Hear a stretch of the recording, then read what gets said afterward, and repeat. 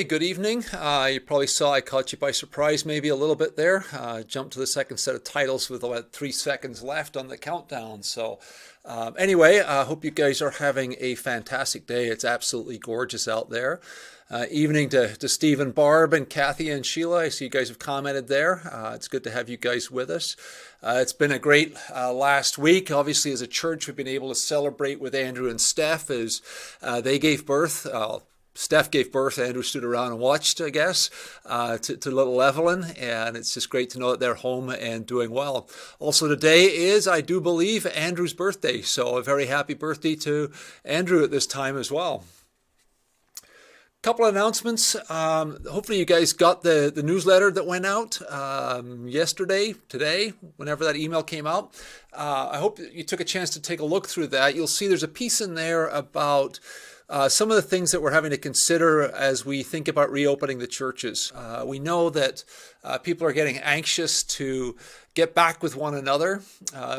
Watched a piece the other night on Care 11 about coronavirus fatigue and just how it's wearing us down. We just really almost want to start wishing that this thing would just completely disappear and go away. And yet the reality is that in over half the states right now, we're seeing the curve going absolutely in the wrong direction. So it's going to be a while, but take a look through that. Len put a link in there to a document that we're going to be using as a sort of basic formula for looking at how we might be able to get back together again before too long. Also want to encourage you, tomorrow night is Thursday night, so that would be our women's event night. So please remember that, 7 o'clock. And again, the Zoom link for that also came out in the weekly update. So hope you get a chance to check out that as well. Let's see, what are we missing here? Doesn't look like we're missing too much in terms of necessary announcements.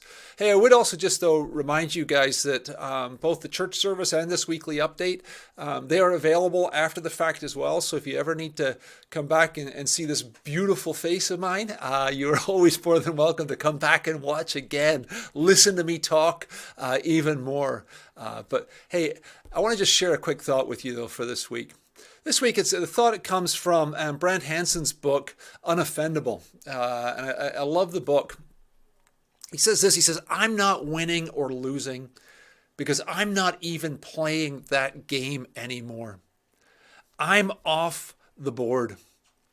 Jesus is giving us a completely different way to live, and it's one that sets us free from anger, free from ever-present guilt, free to really love people, free from constant anxiety, and free to get a good night's sleep.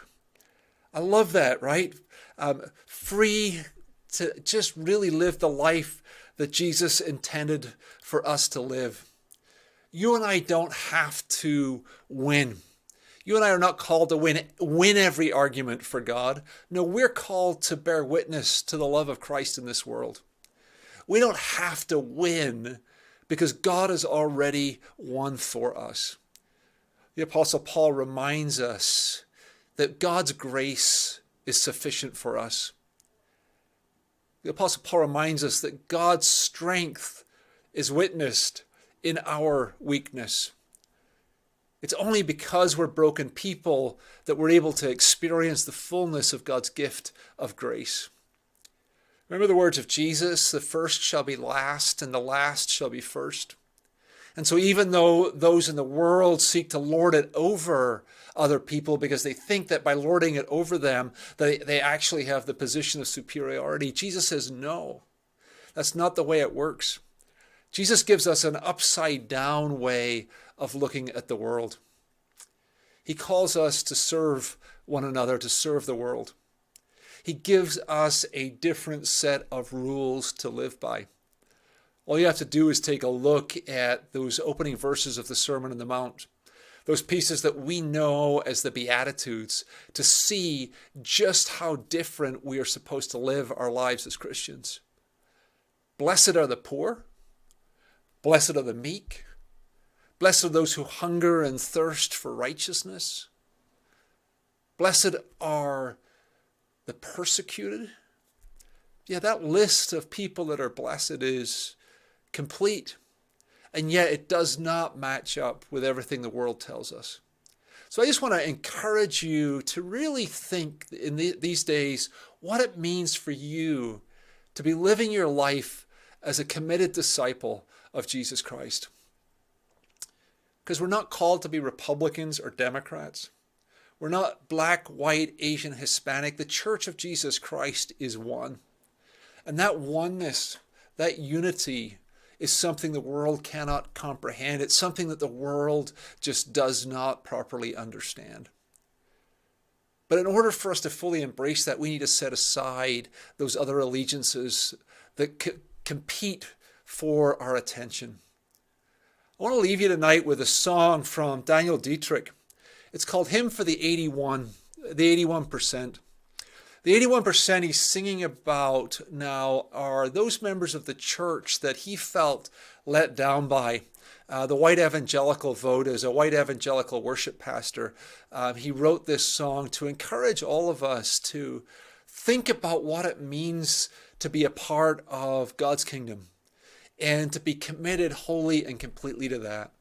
So I hope you guys have a great week. We look forward to seeing you again on Sunday morning, and enjoy this hymn of the 81%. I grew up in your churches, Sunday morning, evening service, knelt in tears at the foot of the rugged cross. You taught me every life is sacred, feed the hungry and clothe the naked. Learn from you the highest law is love.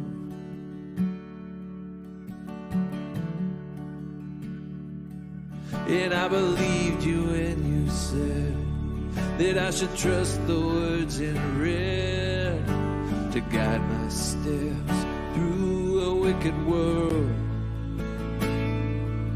I assumed you'd do the same, so imagine my dismay when I watched you lead the sheep to the wolves.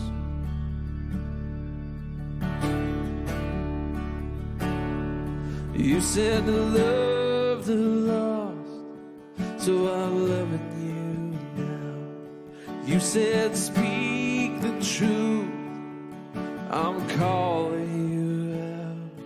Why don't you live the words that you put in my mouth? May love overcome and justice rolls out.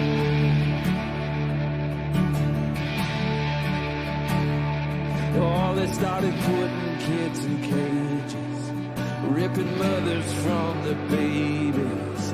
I look to you to speak on their behalf. Oh, but all I heard was silence. Or worse, you justified it, singing glory, hallelujah, raise the flag.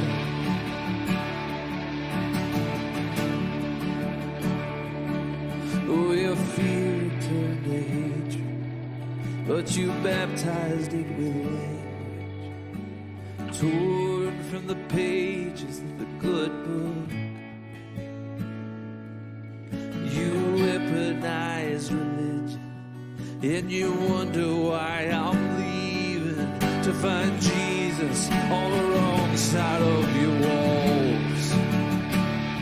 You said to love the lost, so I'm loving you now.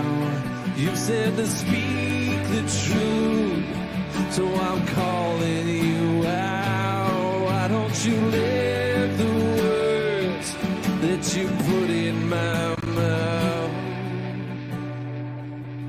May love overcome and justice roll down.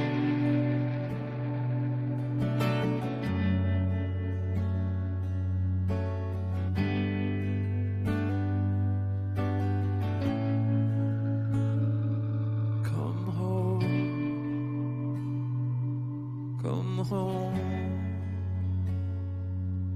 Oh, you're better. You taught me better than this. Come home. Come home. better than this. You taught me better than this. Come home, come home. Oh, you're better than this. You taught me better than this. Come home, come home. Oh.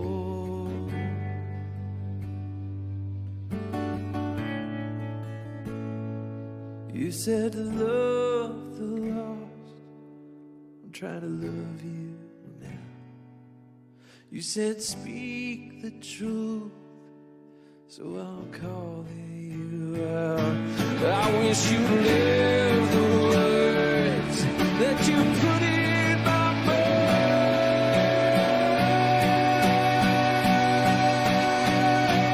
May love overcome and justice roll out. May love overcome and justice roll out. May love overcome and justice roll out. May love overcome and justice roll out.